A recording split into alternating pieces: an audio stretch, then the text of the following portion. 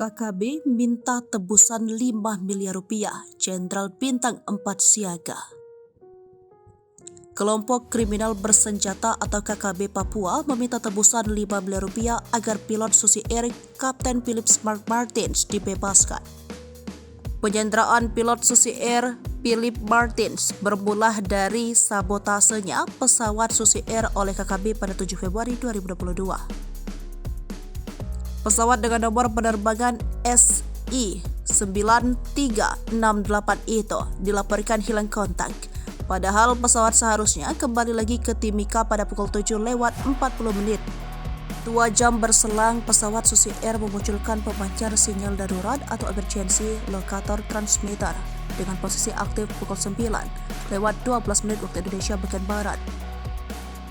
Maskapai Susi Air langsung menanggapi sinyal darurat tersebut dengan mengirimkan pesawat lain untuk memeriksa posisi. Namun pesawat tersebut ditemukan dalam kondisi terbakar di landasan lapangan terbang distrik Paro. Juru bicara TPNPB OPM, Sebi Sambob, dalam pernyataannya tertulis mengaku membakar pesawat serta menyandera pilot Kapten Philip Martins. Lantas, bagaimana sikap Panglima TNI Laksamana Yudo Margono soal permintaan tebusan KKB Papua ini?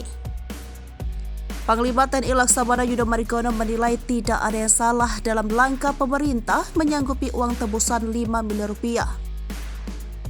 Uang itu untuk membebaskan pilot Susi Air Philip Martins yang disandera kelompok kriminal bersenjata di Papua.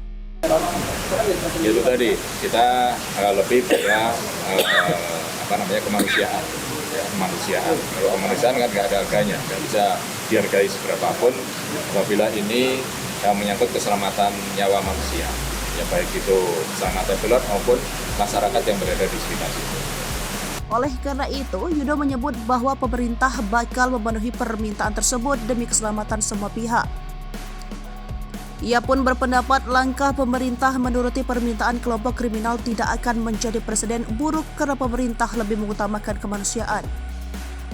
Panglima TNI Laksamana Yudo Margono menyerahkan proses negosiasi pembebasan pilot Susi Air Philip Martins kepada pejabat Bupati Duga Edison Gwi Jange. Yudo mengatakan Edison tengah berada di Wamena untuk menyiapkan pesawat dalam rangka upaya pembebasan Martins.